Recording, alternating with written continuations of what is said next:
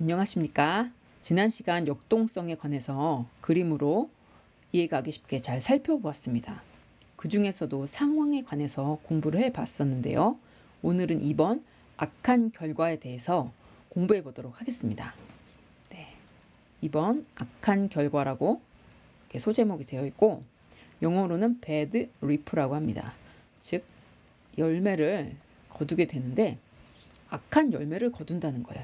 그래서 삶 속에서 악한 열매를 거두고 그 속에서 어렵고 힘들게 살아가는 것을 말합니다. 여기 설명해 보면 하나님이 허락하신 상황이 있어요. 그 상황에 악하게 반응하면 할수록 악한 결과는 더욱더 드러나게 되는 것이죠.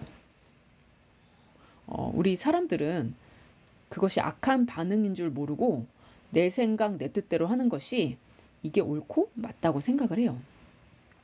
그러다 보니까 그것으로 인해 더 악한 결과를 초래하는 것인데 그것을 알지 못하고 이게 맞을 거야.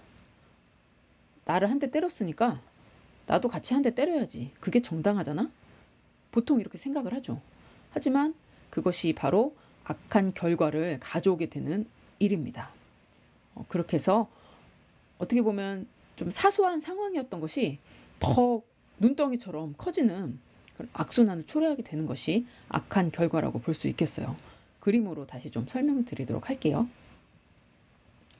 네, 악한 결과는 이 부분입니다. 그것이 이제 악한 결과인 것이죠. 근데 이 악한 결과는 어떻게 오냐면 말씀드렸지만 상황이 있어요. 이 상황 속에서 내가 악한 반응을 합니다. 아들이 게임을 하도 많이 해요. 딸이 인터넷에 빠져 있다. 그러면 소리를 지르고 때로는 핸드폰 뺏어서 부시기도 하고 인터넷을 너무 많이 한다.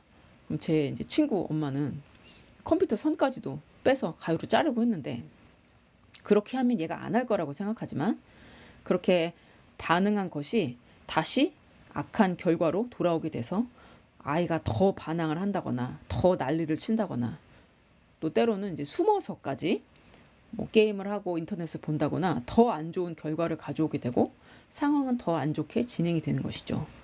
여기서 저희가 살펴볼 것이 그럼 이런 반응을 안 하면 되겠네라고 생각할 수 있죠. 근데 이것은 기계적으로 되는 것이 아니고 그래 내가 한번 참으면 되지.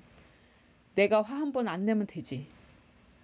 내가 그냥 눈 한번 딱 감으면 되는 거지 하고 기계적으로 하는 것이 아니고 이 반응을 가져오는 자신의 마음을 살펴봐야 하는 것입니다.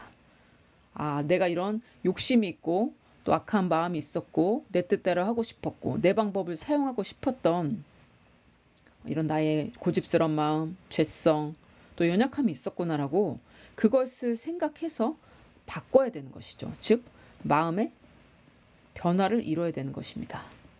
그럴 때 자연히 이 반응도 선한 반응이 나타나게 되고 이 결과에 영향을 미치지 않겠죠. 그래서 이 결과는 어떻게 보면 이게 진리죠. 내가 뿌린 것을 그대로 받는 것이라고 할 수 있어요. 이런 마음을 가졌고 이런 반응을 했고 그것이 나한테 다시 결과를 미쳐서 안 좋은 상황까지 오게 되는 것이죠. 이것을 차트로 좀 다시 설명을 드리도록 할게요. 네, 이 차트는 제가 악한 결과로의 진행이다라고 이름을 붙여봤어요. 실제 이 차트는 저희 상담센터에서 쓰이는 차트인데 원래 이름은 심층 차트죠. 심층 차트는 어떤 부분이 이해가 잘 되지 않아서 마음의 문제가 되고 그것이 몸의 문제로까지 진행되는 것을 보여주는 차트예요. 즉, 더 악화되는 과정을 보여주고 있고 어떻게 해결할지도 나타내 보여주고 있습니다. 이 부분에 관해서 설명을 드리도록 할게요. 이 동그라미는 나 자신이라고 보시면 돼요. 상황이 있습니다. 상황이 나를 뜨겁게 내리쬐고 있어요. 그때 이 상황에 관해서 감정적인 반응이 아니라 마음을 돌이켜서 내가 이 상황을 어떻게 이해하고 받아들여야 할까 할 때 내 뜻이 아니라 하나님의 은혜를 기억하고 하나님 뜻 안에서 이것을 이렇게 생각해야 되겠구나 할 땐 올바른 이해를 가지게 됩니다. 그렇게 올바른 이해를 가졌을 때 그럼 올바른 반응을 하게 되겠죠.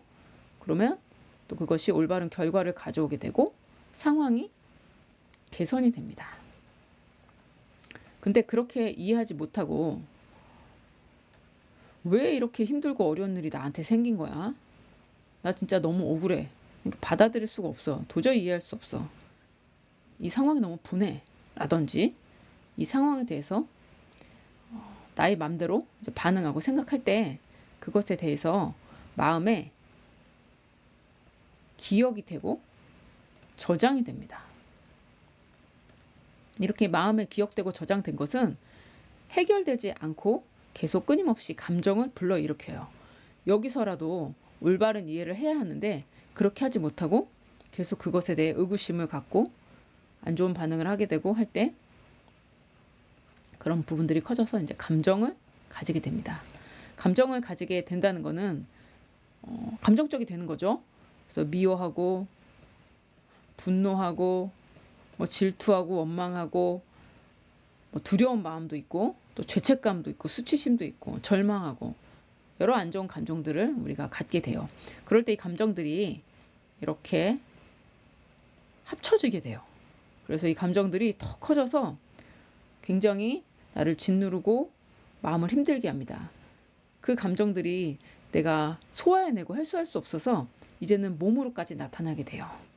몸으로까지 진행이 됩니다.